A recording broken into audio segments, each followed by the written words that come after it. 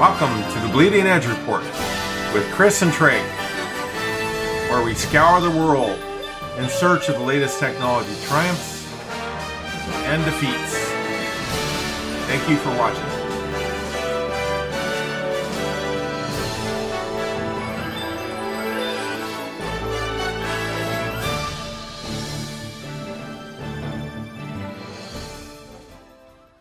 Hey, good morning, Treg. Welcome Morning, to Chris. the Bleeding Edge Report, everybody. I'm Chris, that's Treg, and it's a fine morning out here on the East Coast. Treg, what do you have this morning for us that will really enlighten our brains, give us something new to think about? Okay, so this episode we're titling, the new AI hardware that's coming online that's going to help with AI bottlenecks. And what I mean, AI bottlenecks, yes. yeah. So what I mean by that is you've heard of Moore's law, right? So Moore's Sure. law basically is the fact that the number of transistors in integrated circuits are going to double every 2 years. Okay, that's Moore's law. And that went from, the beginning processors, the 8088s, and, all the way through the Pentium, the Xeons, and where we're at right now. That's been around for 50 years, Moore's law. Moore's law was around. But the trick is nowadays is that Moore's law is kind of becoming irrelevant with AI. Mm-hmm. And the reason is because the speed gains that are going to be required processing wise are a lot more than doubling every 2 years. So, for example, in a survey of 2,300 global business IT folks that was done through MIT, and it was just released, 81% said that there's going to be a dramatic need to analyze more data at greater speeds. And that's going to be a huge problem going forward with AI. Okay. Where is all this data coming from, Treg? Well, it comes from AI having to process and machines having to learn, and that computation that takes place during the learning process for machines.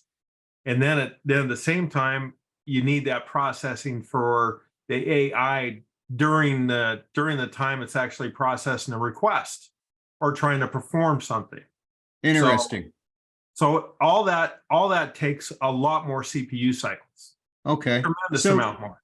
So it's different because, the old days it was you would take some data input, and then you would process it per a fixed method, a fixed algorithm, Correct. if you will.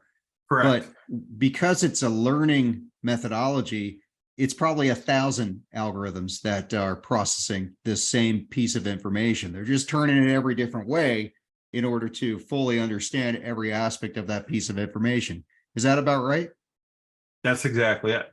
I mean, it's just if you think about it, processing is now not one dimensional, okay, and fixed, like you said. Processing is now turned into having to be processed at multi dimensions at one time. The types of processing and the different types of processing that has to take place simultaneously, especially when you get to AI that deals with graphical stuff like face recognition and things like that. Now it's a whole different level of processing. Yeah. Yeah. That makes a lot of sense. So half the IT folks, that were surveyed out of the 2,500 said that our current data infrastructure and processing is going to be a real hinder to AI coming up with relevant AI and AI adoption. Okay, especially when you have the Internet of Things coming out there, and now with the Internet of Things, now you have all these new points of data that are coming in to be processed and shot back out, okay, Right. from that information. So instead of now at a regular home, you might have had a laptop and a desktop at home. And so that's the processing that was kind of done on the internet. You had two devices. Now, if you have Internet of Things and you have 30 devices at home, now you have 30 more points of processing that has to be done on the back end somewhere. Yeah. Right. So I was just thinking about our previous episode on robots, right? How many pieces of information are being processed and then sent back out to the robot in terms of commands? Yes. And if you're processing it in 1,000 different ways so that the robot can be as relevant and interactive as possible, that's a heck of a lot of processing. So I can completely understand how this thing is just going ballistic in terms of the required resources just to process the same information 1,000 different ways compared to the traditional processor based on Moore's law. So yeah, it seems like you need a different methodology, a different paradigm. Yeah, and it is. I mean, we're right now in the middle of a very large paradigm where multiple things have to come together for artificial intelligence application promises, for them to come to fruition. So, so this is just one of them on the hardware side. We have bandwidth side, network speed side, there's all this other stuff that goes on. But today we're just talking about just the processing side that takes place. So what I have on the screen, what I'm putting on the screen right now is two processing units. Mm-hmm. Okay, type of units. There's something called a GPU, and there's something called an IPU. So a GPU has been around a long time. So a GPU is a graphical or graphic processing unit. And what it does is it's used a lot, mainly used for a lot of video content, anything that requires a lot of pixel processing and things like that. So it has to have very fast processor on it for graphics, and it has to have a lot of memory, and it has to be fast. Okay. Yes. Now, the new GPUs that are coming out, and specifically with NVIDIA, for example, they have new data center GPUs that all they do is provide very high bandwidth. We're talking bandwidths of processing speed and data transfer speed in the terabyte range. And that's today. Okay. Wow. Yeah. So what they do is, they can stack these GPUs up. Okay. But the thing about it is you can't go with the same old architecture in a GPU. Okay. You have to go, there's two parts of a GPU. You have the processor and you have the memory. So you need a lot faster memory, okay, and a lot more of it. And then you need a lot faster processing. But most importantly, you have to transport that data on that GPU incredibly fast and a lot faster for it to be more efficient. So NVIDIA is one company that's coming out with new GPUs, for example, specifically for AI processing. Okay. And right now, their new GPUs that they're coming out with, they help increase AI model training about 3 times over the normal data center processors they have out there. But still, that 3 times is just enough for now. In the future, something has to give. We're talking hundreds or thousands of times faster processing time for AI training. For AI really to come to fruition, we need a lot faster GPUs, a lot more processing capability. So that's this is just the beginning of the upgrade wave, is kind of what you're saying. Exactly. This is kind of taking existing technology and tweaking it a little bit to help with AI, you might say. And that's what we're at kind of across the board in most cases, right? Is we're just taking existing technology and then trying to fit AI into it and see what we can do with AI given what we have. The other thing that's coming out, and what I'm showing you right now, is something called an intelligence processing unit. And now these are totally new. Okay. Okay. So, for example, these IPUs have more than 1,000 processors on the EPU. So right now we have different cores. How many cores does this processor have? I mean, how many processing cores are actually on it? These new processing units have thousands of cores on one unit. Okay. And they can handle advanced AI algorithms about 10 times faster than normal CPUs and GPUs that are out there. So, but IPUs use a different form of language and processing type that is geared just towards artificial intelligence. I'm not going to go into all the details, but let's just say it's a more efficient way of processing just for artificial intelligence types of process. So the summary of today's discussion is basically, we've hit this AI point on a marketing scale where everyone wants stuff to be AI.